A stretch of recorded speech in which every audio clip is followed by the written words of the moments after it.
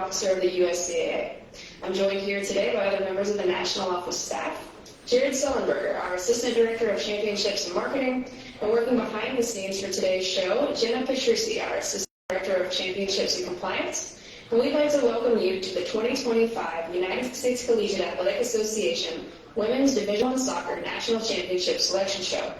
During this show, we'll unveil the top teams in USCAA women's soccer, their seed, and the polls. Co-hosting this afternoon's event with me will be Jared Sullenberger, and I'd like to turn it over to him at this time.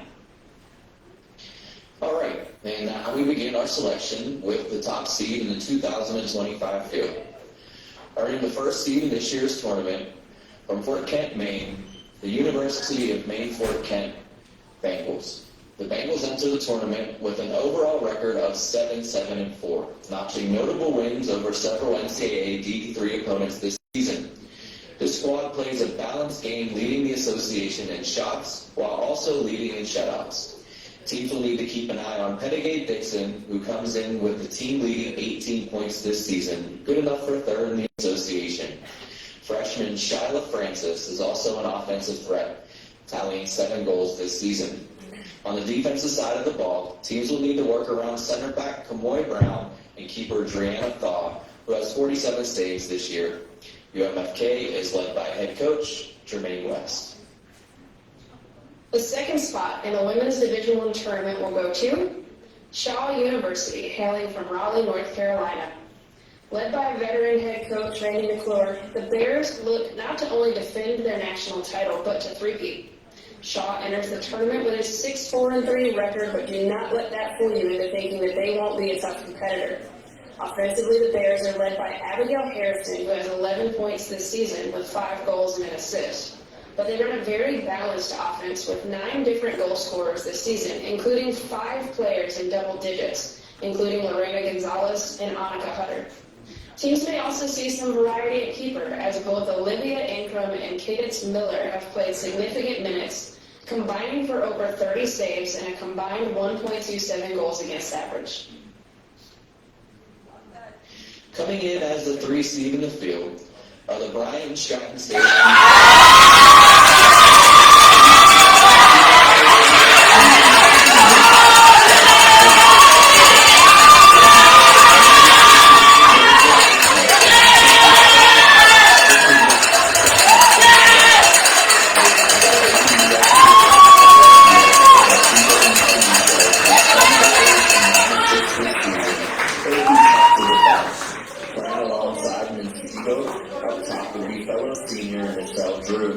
Who has added 12 goals and 2 assists this season. Camila St. Clair will likely be in goal for the Bobcats.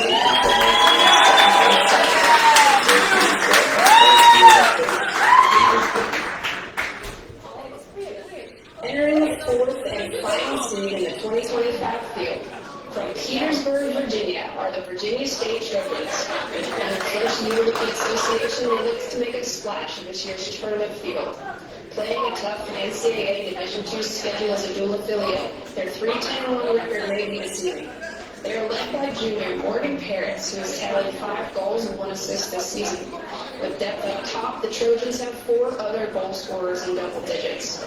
But it'll be Tiana Roberts, who opposing teams will likely face in goal. She's achieved 2 shutout wins this season and has a save percentage of .738, notching over 80 saves this season. The Trojans are led by head coach Anthony Andrews. All right, with the teams now decided, let's take a look at the pools. The USCAA Championships feature a 4-team tournament where the winner of each pool advances to the national title game. The first matchup of the tournament features the number 1 seed, UMFK, versus number 4 Virginia State, while the number 2 seeded Shaw University Bears will square off against the number 3 seed, Bryant Stratton Syracuse. Teams facing defeat in their opening game will then play for the 3rd place game. The 2025 USCAA Soccer National Championships will take place November 13th through the 17th at AHN Montfort Junction Sports Complex and Highmark Stadium in Pittsburgh, Pennsylvania, also home of the Pittsburgh Riverhounds. All participating teams will be lodged at the Doubletree Hotel in Braintree with easy access to downtown Pittsburgh and plenty of restaurants and activities.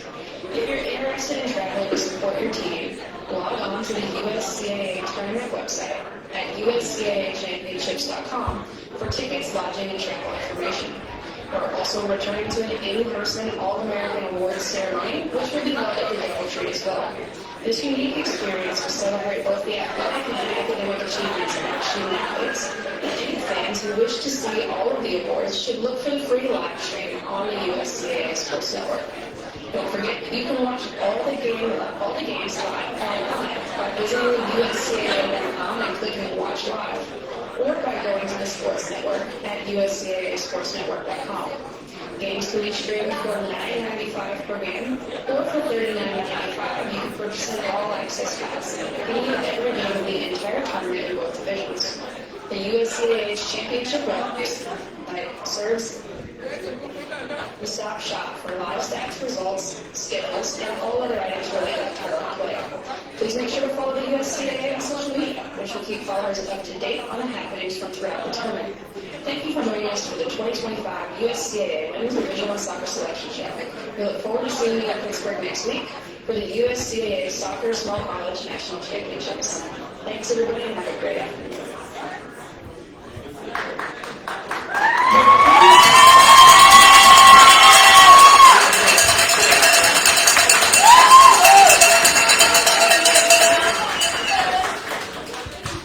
So, I don't think anybody in this room thought this team wasn't going to go play for nationals, did y'all? No. Did you? You did? Okay. All right. But there's 4 teams in the country that get to play for a national title.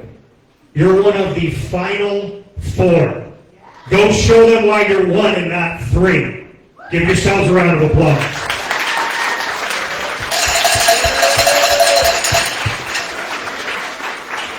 So I have head coach David Pittman here. I'm going to bring you up here, David.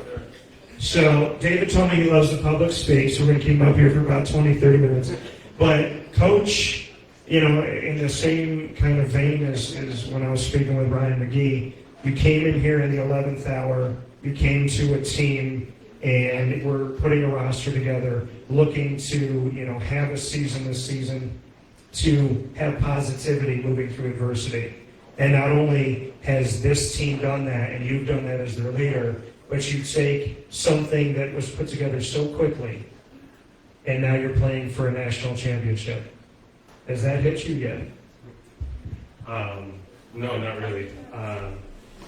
About 5 weeks ago, I wasn't even thinking of coaching at Bryant Stratton, and thanks to Brooke and the team at Bryant Stratton, they gave me the confidence to take on this task. We're fortunate to have some incredible players that are very talented and dedicated. From day one, I was surprised by their professionalism and their commitment, and even though the situation coming in was very difficult, the girls wanted to compete for the national championship, and that's what we've been working for from day one to try to get here.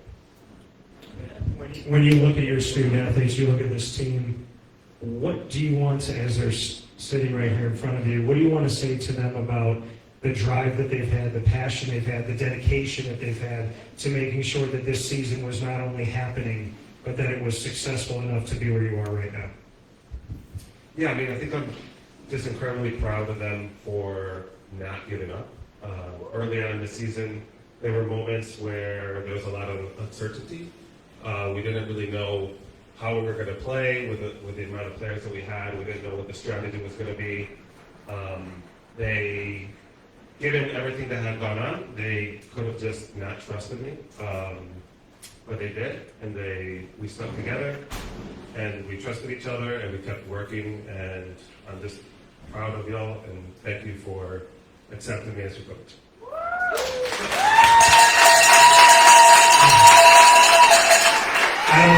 I don't think there's any better way to end that by saying how proud you are and to being accepted into this family. And the thing is a few months ago, like you said, it all came together quick. But now you have an opportunity that many don't get, which is to fight for a national championship. So to the student athletes that have believed in this women's soccer program, that fought hard and represented the Bobcats well, thank you thank you to your coach here, David Pittman. And I said it before, and I'll say it again, but I'm going to say it times two. We know what national championships look like here at Bryant Stratton College of Syracuse. But I'm greedy, and I feel like this team, for men's and women's soccer, both of these programs, should we go win a national championship for both of them? Should we win a national championship? You tell me.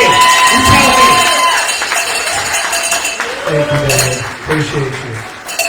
So, I know we've cheered, I know we've had fun. There's cake that's over here for both teams, and y'all deserve it. And I'm sure coaches will make you run it off in a day or two. So enjoy the cake, enjoy your time, enjoy this moment.